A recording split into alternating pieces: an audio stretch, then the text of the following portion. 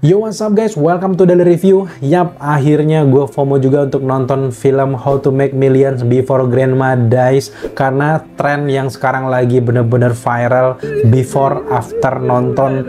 Before-nya tuh orang biasa aja, tiba-tiba nangis bombay gitu. Jadi gue tertantang gitu ya. Yap, setelah keluar, gue agak meneteskan air mata ya. Kalau laki, kalau bilang agak tuh berarti itu udah luar biasa gitu. Jadi kayak film ini gila sih, karena memang dengan premis cerita yang sesederhana mungkin, hubungan antara cucu sama neneknya yang terkena kanker, dan cucunya ini tiba-tiba terinspirasi dari sepupunya yang lagi mengurus kakeknya. Tiba-tiba kakeknya meninggal, dapat warisan, dapat rumah, boom, kaya langsung gitu. Akhirnya dia ngelihat neneknya ini kena kanker, neneknya punya rumah, punya beberapa harta, punya inisiatif untuk merawat si neneknya ini. Tadinya niatnya pengen kayak gitu, tapi dengan berjalannya film dari awal, pertengahan sampai akhir tuh emosi kita benar-benar naik turun gitu. Dan yap, gue juga salut banget sama kru-kru yang ada di balik film ini yang membuat film ini bisa Bombay ini gitu ya, sesedih ini gitu ya, terutama dengan sutradaranya itu Pat Bonity Pat.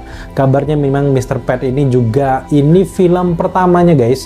Jadi film pertama rilis, boom, pecah gitu ya. Di Thailand juga mendapatkan keuntungan yang luar biasa, dan sekarang dibawa ke Indonesia. Wow, jadi film terlaris Thailand selama dirilis di Indonesia gitu. Jarang banget film Thailand yang nyentuh 1 jutaan gitu ya. Dan setelah nonton film ini memang wajar ya, gue lihat cewek-cewek, cowok-cowok di luar sana yang nangis sedih, karena memang ceritanya itu lebih menusuk ke relung terdalam gitu, karena relate banget ke semua orang punya nenek. Kalau nggak punya nenek ya emak kalian gitu, ibu kalian gitu, semuanya tuh relate, bisa disandingkan dengan kehidupan masing-masing sehingga meaningful banget gitu. Jadi setelah nonton film ini gue merasa bahwa gue nyesel nih selama ini bla bla bla. Pastilah kita punya beberapa kesalahan, lalai, termasuk juga dengan hubungan dengan orang tua, mungkin nggak ngambarin orang tua. Setelah nonton film ini kalian pasti bakal sadar dan mungkin punya mindset yang beda gitu ya. Jangan menyia-nyiakan orang tua dan bla bla bla.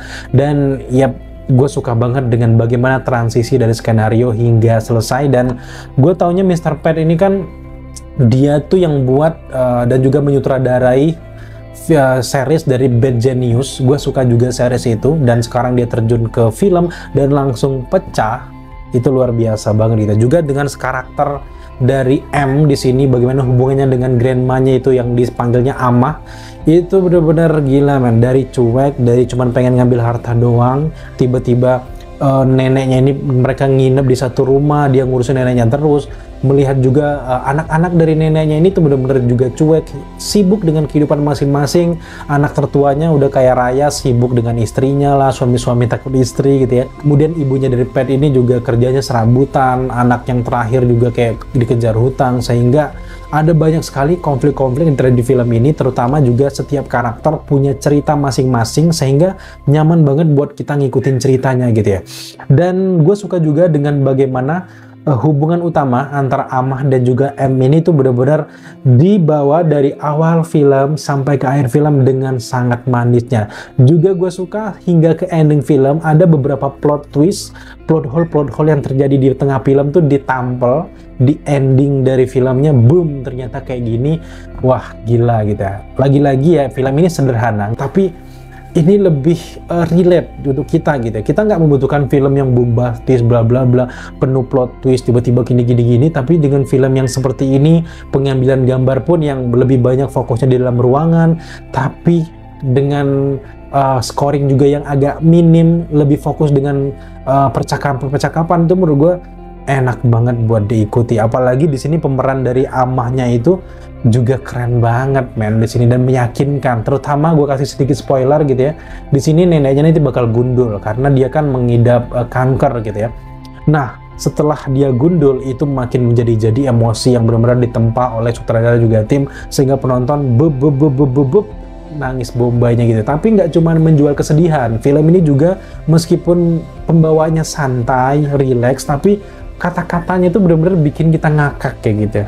Karena memang wajar dari karakter M dan juga Alma ini yang tadinya nggak akrab gitu. M ini kan tadinya kuliah, tiba-tiba berhenti karena dia pengen jadi gamers, caster kayak gitu supaya cepet dapet duit lah intinya. Tapi akhirnya kan kenyataannya berbeda gitu. Tiba-tiba dia dapat inspirasi untuk ngurus neneknya. Bahkan dia udah ngejual rumahnya itu, mau nanya-nanya harga sebelum neneknya meninggal. Sejahat itu guys.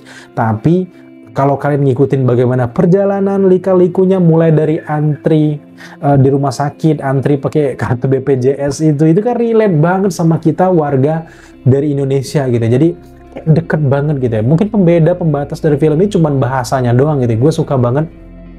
Ya nggak heran sih, film Thailand itu selalu memberikan kejutan yang menarik gitu ya. Mau itu horor, komedi, dan juga drama kayak gini, itu benar-benar memberikan kejutan yang luar biasa. Gua kagetnya juga adalah film ini bisa langsung viral. Yang tadinya gua agak sedikit gimana ini lawannya kan gitu ya, Furiosa Mad Max Saga, kemudian juga ada film-film horor kita masuk film ini, dan sekarang nambah layar kemana-mana yang tadinya cuma di CGV, sekarang di setiap bioskop ada, di SS1 ada. Jadi gue lihat kemarin ada banyak bangku penuh ya nonton film ini. Wow, itu momennya keren banget gitu. Jadi di review kali ini gue nggak banyak cincong sana-sini bagaimana pengambilan sinematografinya, tapi gue lebih fokus ke premis ceritanya yang sederhana tapi ngena. Inilah harusnya membuat sebuah film yang menurut gue drama yang sangat pas, karena nggak banyak memberikan kesan wah, tapi lebih membumi, lebih dekat dengan kita sehingga boom, itu pecah gitu. Apalagi ditontonnya di layar lebar, itu lebih ngena lagi. Kalau kalian kayaknya mungkin nggak terlalu terharu untuk film ini, kayaknya harus diketuk, hati kalian harus diketuk gitu. Dan ya secara keseluruhan gue suka banget bagaimana penggabungan skenario, transisi yang menarik, sinematografi yang sederhana tapi bener-bener pas pengambilan sudut kameranya, terutama di scene-scene kayak buah delima ya, delima itu pengambilan dari mana sudut buah delimanya, bagaimana kasih sayang antar karakter itu bener-bener dapet banget. Chemistry antar karakter nggak usah ditanya lagi gitu ya. Mungkin ada beberapa orang yang bilang mungkin acting Pat-nya agak kaku dan sebagainya. Justru inilah yang kita butuhkan, karena Pat memang awalnya memang nggak peduli dengan keluarga ini, dia peduli cuma duit dengan cita-citanya. Tiba-tiba dia punya misi tertentu, itu sih poinnya dapat banget gitu. Akhirnya mereka membentuk suatu chemistry yang menarik di akhir film. Tangis menangisnya itu ngena banget dan gue suka banget gitu ya. Begitu juga dengan scoring, mendukung cerita dengan sangat baik, meskipun nggak yang semenggelegar film-film lain, tapi scoringnya datang di adegan-adegan yang sangat tepat. So di akhir review gue memberikan skor untuk How to Make Millions Before Grandma Dies ini ada di angka 85 dari 100. Nah buat teman-teman yang udah nonton film ini, berapa skor kalian? Atau kalian belum nonton, segera deh nonton. Gue saranin sih kalian nonton bareng keluarga, pacar dan sebagainya. Tentu ini jadi momen yang berkesan gitu, karena ini sekaligus juga menasihati kita semua guys. Thank you buat teman-teman sudah menyaksikan review kita sampai selesai. Kalau kalian suka dengan konten seperti ini, jangan lupa dukung kita dengan cara subscribe, like, komen, dan share, serta jangan lupa juga untuk nyalakan notifikasi agar kalian mengetahui apabila kita mengupload video setiap harinya. Thank you guys.